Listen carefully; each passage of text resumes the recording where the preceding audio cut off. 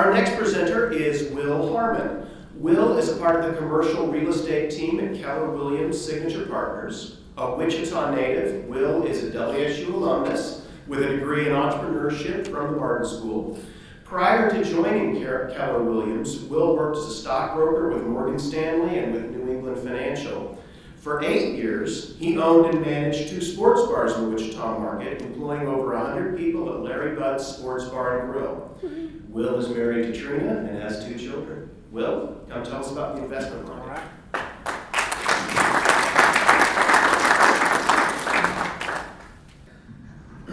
All right, so yeah, Rod asked me to come talk about investments, and I'm like, that's a pretty broad stroke, Rod. He's like, well, you can talk about whatever you want. So I want to be totally bullseye focused. So I got my darts out, and as I was aiming for that bullseye, obviously it was after happy hour. It's kind of all over the place. Anyway, so you guys talking about a good investment with my buddy Andy. Boats. I mean, it's an acronym for break out another 1,000. I really recommend them. Anyway, so we can talk about fantasy football numbers, if it's an auction style, what's that value, what's his worth, or Bitcoin. But anyway, I guess I'd start with some simple stuff, and then and more some theory. Depends on what kind of investor are you. Is it you investing? Is it one of your clients that are investing, or something you want to do down the road? So maybe just trying to spark some ideas and get some thoughts going. So all right, here we go. This is some pretty simple math. Let's see. You got to go right there. Penny saved is a penny earned. It's one of my favorite quotes. My dad told me that for a million years. Grew up with that. Love that little stat. We'll talk. So anyway, so it takes a 100% return to come back from a 50% loss, and that's just math. But like Nick was talking about how they pulled out, hit the brakes on some things. Probably a pretty good idea, because if you get yourself in a bad situation, it can take you a really long time to dig out. So sometimes the best deal is a deal you haven't done. And so Kristen was talking about, we got to keep this on a national level, and I'm going to let you guys know exactly where to invest. But first of all, I need everybody to stand up. So, because I have a microphone and I'm telling you to. So now you put one hand, both hands, whatever, put your hands in the air. Make it 4. Wiggle your pinky finger. Drop down. Go Sharks, baby! All right! Yeah!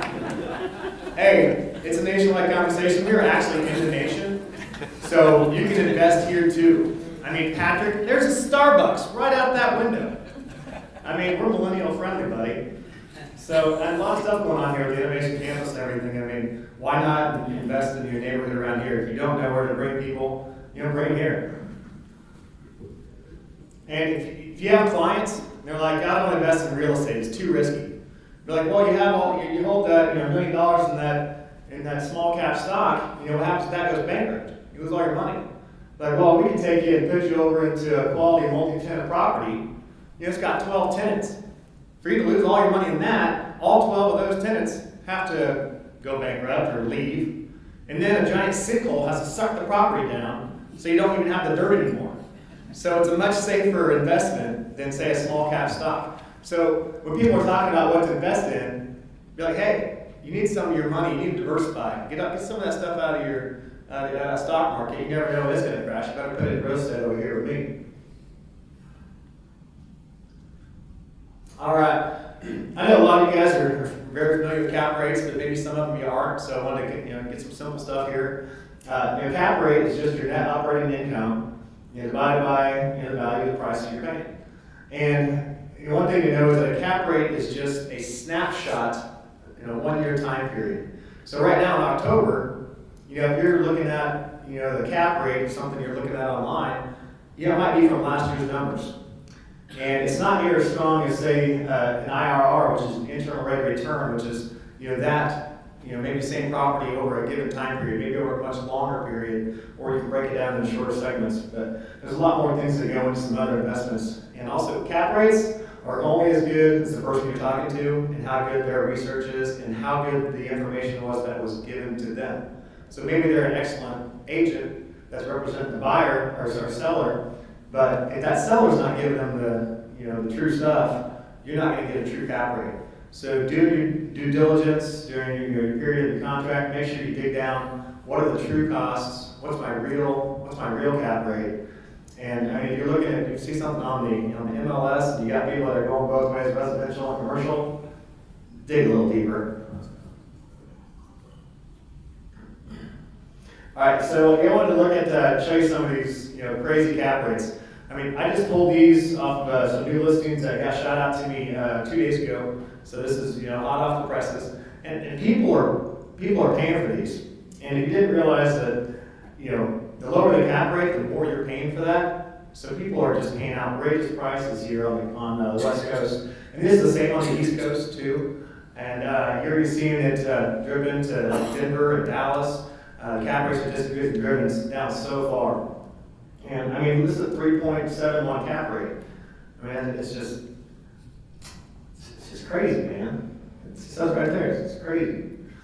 So, what does that mean for us? Well, the money's going to start chasing our cap rates. We're in a sweet spot. We're in a honey hole here in the Midwest.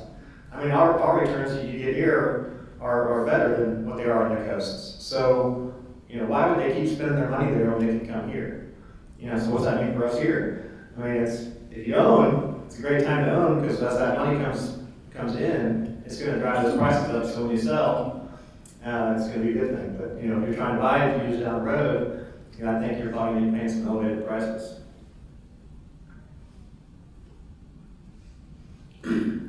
All right, so this is just right out of the CCIM model. Talking about some different ways if you look at investments. I mean, you got your comprehensive analysis, your financial numbers, everything you need to crunch. Get with your CPA. I'll help you with that. And there's also the things that you just never can predict. You never know what's going to be tweeted out, at 4 a.m. in the morning, and how that's going to affect whatever industry you're in. Or talking about tariffs over in China. I mean, LeBron James is talking about China right now a little too much. So, and then location and site analysis. I was just reading an article about John Deere. I grew up mowing the backyard on a John Deere tractor since, Dad was smart enough to take the springs off the seat so it hold down, so it wasn't heavy enough to hold down the seat mechanism. But I always thought they were an agriculture company. And if you ask the CEO of John Deere what kind of company they are, he'll tell you they're a technology company. And they're using the data that's now at hand to basically, when they go in somewhere, it's going to be a going Jesse, because they know the numbers. They know, what kind of farm, what kind of dirt, what kind of clientele, who's buying, where they're coming from, which way is the water going, who has the water rights. They comprehend over 1,000 pieces of data, with their smart computers, and figure out their next site for their next plan. So when they go and say, hey, I want to buy that property for my next our next venture, well, it's going to be successful.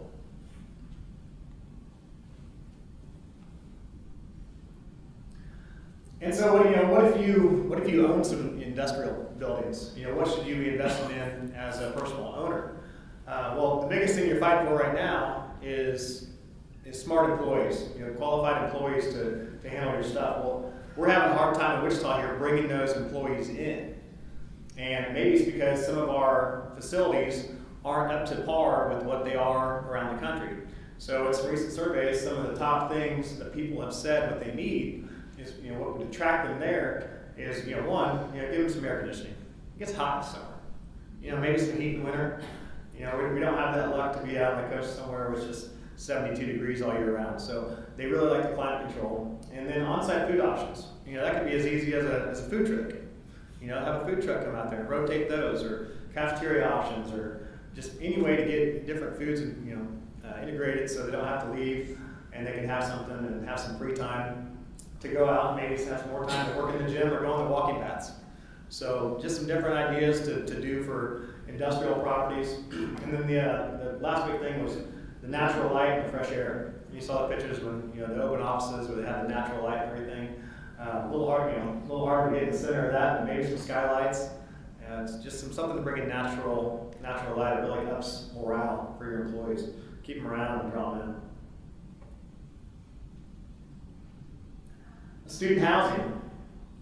There's been lots of fancy things going in student housing. Oh, this new place got a bowling alley. Oh, it's got a ski simulator. It's got all this fun stuff, and they're finding out that maybe those aren't really the best investments, because after they put them in, it might help them sign the rent check, but they're not being used, and ultimately it's a waste of space. And they're finding out that just the more good old fashioned common areas, conference rooms, places they can study, places they can learn, and places they can get their own gatherings together. I mean, there's like some awesome jello shots going around. You couldn't be doing that there if it was standing on the bowling alley. So anyway, so yeah, parents are paying for it, and they also like walking in there and seeing those study spaces too. But the kids really see, hey, we can throw a big party there.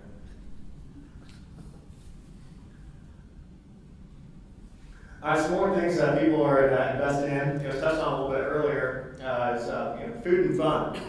Your food anchored retail centers are still strong, doing great, and it's going to still be doing great. You're going to see with a lot of this online, more the e-commerce buying and store pickup. You can go click on the Kroger, you can go click on that stuff and go pick it up. So you're going to see maybe some rearrangements, maybe some new construction of organizing those buildings for more easily picked up items in the grocery store. And also, the millennials are flocking into this e-gaming. I mean, come on, who doesn't play Dota 2?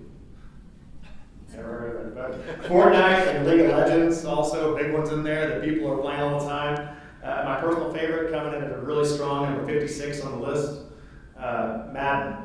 So there's some people getting in there playing some Madden. Let's get to some numbers. 22 out of the last covers of Madden have got injured, and now we're up to 17. So it's that Madden curse. It's a real deal.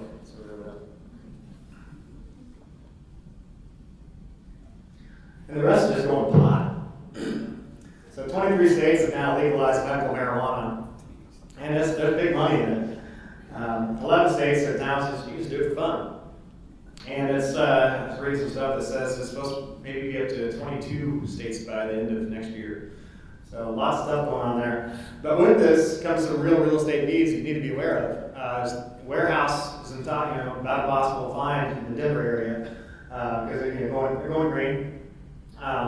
Spaces are extremely high demand, especially in the legal states for the fun stuff too. But yeah, and also another new trend is THC and CBD infused foods. Really a fancy new concept that's going out. I think there's a new one down in the Hollywood Strip. So enjoy, bon appetit.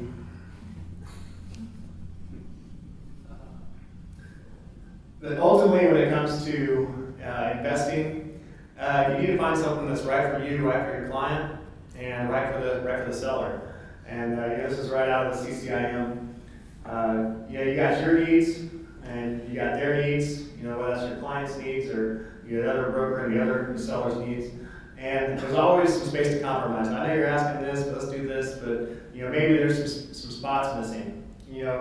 Call a guy like Rod Stewart, one of the most creative guys out there in putting a deal together. He says there's 100 ways to do a deal, but only one of them is with cash.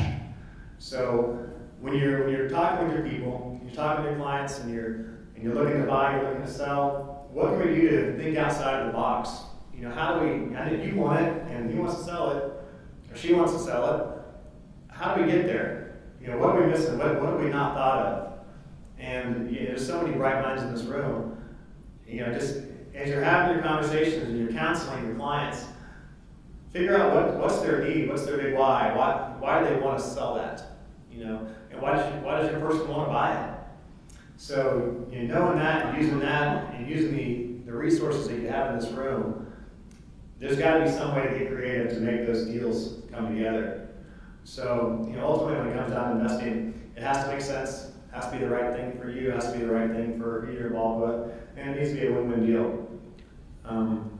So I think I have about 12 cups of coffee, and this one about twice as fast as because I think I'm done there. But anyway, yeah, that's it. Thank you very much.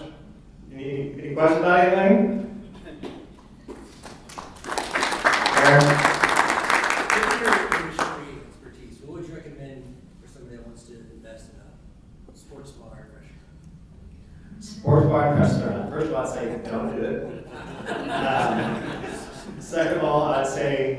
keep it small and really look at your numbers, making sure you're in a very high density area. I think the south side of Wichita is a fantastic spot. I mean, you can pick about anywhere in Wichita and land within 85,000 people within a 3-mile radius. And if you have a smaller space, it's always going to feel full, even if you only have 10 people there. Or if you have a giant space, like some of these go out and just open giant sports bars, like a 20-person Zoo Boulevard. And if you have 30 people in there, it still feels like you're empty. Why would someone pick that? You know, maybe they're hiding money. You know, currently. I mean, it's definitely not for the access. Thank you. Anything else? All right.